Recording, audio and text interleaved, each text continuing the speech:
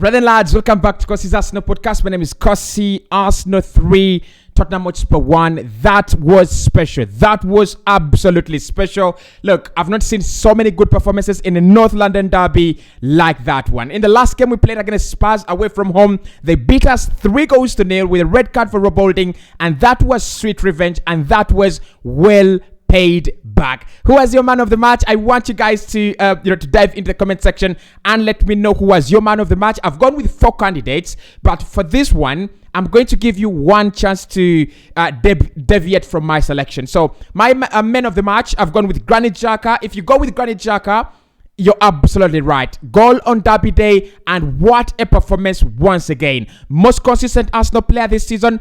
On form, but very, very consistent as well. Thomas Partey, what a game, what a goal again. I think that is the goal of the weekend, honestly, from Thomas Partey. Gabriel Martinelli had a very, very good game. Many people will say didn't have an assist or even a goal, and probably you will go with Gabriel assist over Gabriel Martinelli, but I thought he was special as well. And then William Saliba, I said it in the preview, if you want to stop Spurs, stop Harry Kane, stop Heung-min Son, and then stop either Richarlison or Dejan Kulusevski. And for me, William Saliba stopping Harry Kane, one of the best strikers in the world, that is what makes him very, very special. So in the comment section, let's have that debate.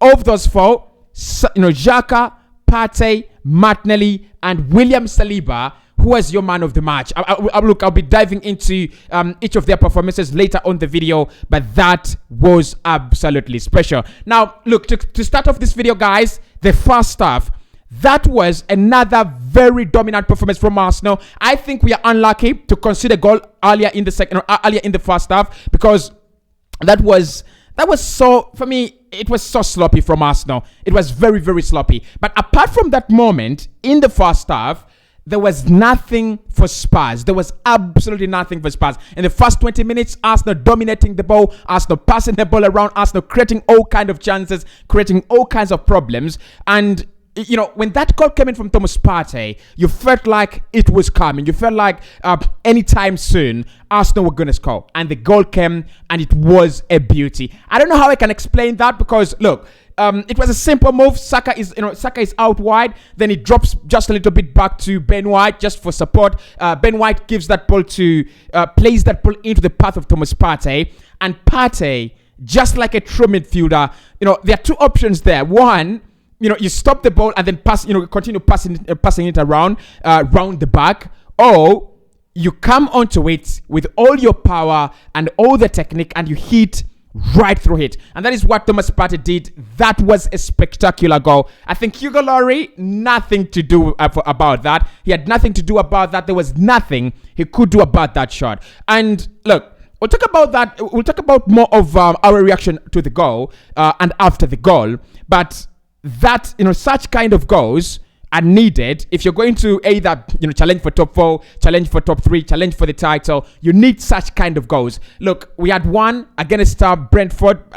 Fabio Vieira had having a spectacular. We know Thomas Partey loves to come onto balls like that. We know he wants to be that guy that gets a cracker out of the penalty area, and that was a real release of the Kraken. Now, my problem with Arsenal in the first half was when we scored the goal, we actually, we were anonymous. We became anonymous on the pitch when we scored the goal.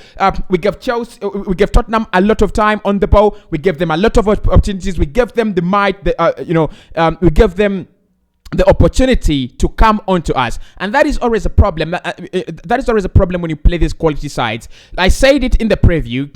They have the quality to punish. When you let the ball, be played among their front 3, Son, Kane, and Richarlison, they are gonna hurt you. They will punish you. Yes, I think it was sloppy, but it comes from the fact that after scoring the goal, we reacted very, very poorly in the first half. And, it was a problem last campaign when Arsenal scored goals and then we froze. We didn't know what to do next.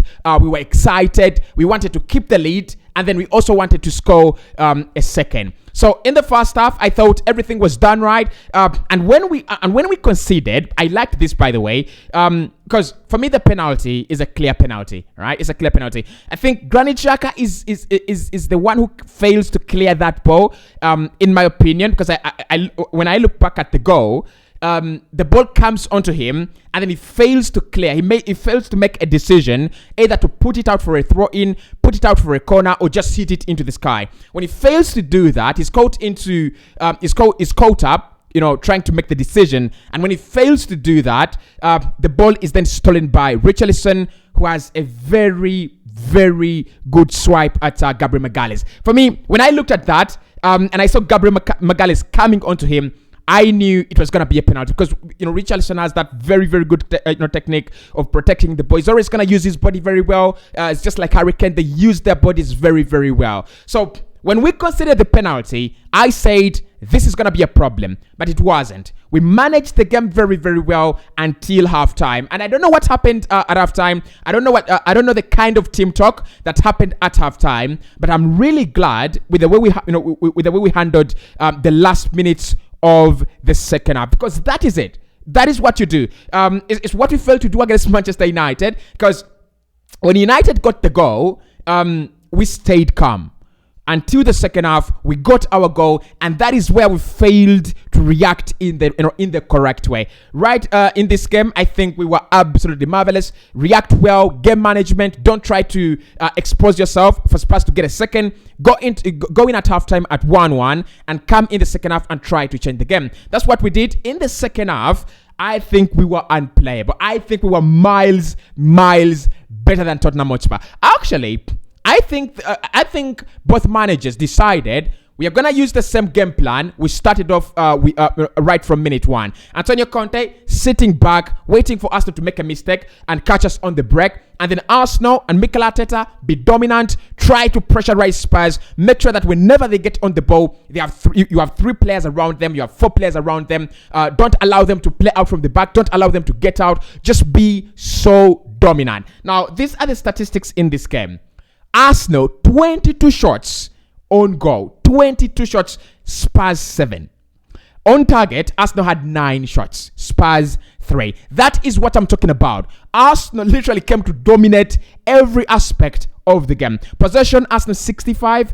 In the end, Spurs 35. There was a time when Arsenal had 89, 79, 85 ball possession, and that talks much about our game strategy. It talks about why Spurs fans and Spurs players and Antonio Conte should not complain about anything in this game. They offered nothing, and look, it's now typical of Arsenal to freeze teams out. It's typical of Arsenal now to bring the game to the opponent.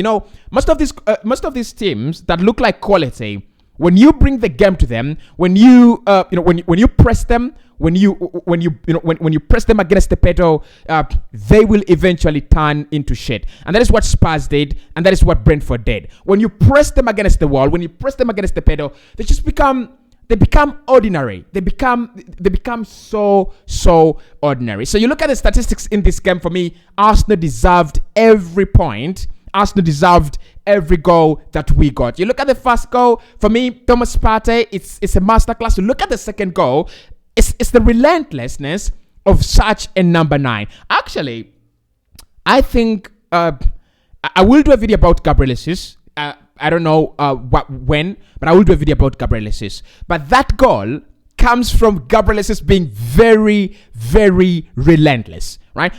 Look, many strikers don't make that move, don't make that run. When Saka hits the ball with so much power, many strikers will try to make that move, and when they see Lloris coming onto the ball, they will eventually stop. The difference between Harry Kane, Haaland, Gabriel Jesus, Robert Lewandowski, Benzema, and those top strikers is they don't stop. They're so relentless. They keep on pushing. They keep on pressing. And I don't know. You never know when the opportunity is going to come. You don't know when the defender is going to make a mistake. You don't know when Hugo Lloris is going to make a mistake.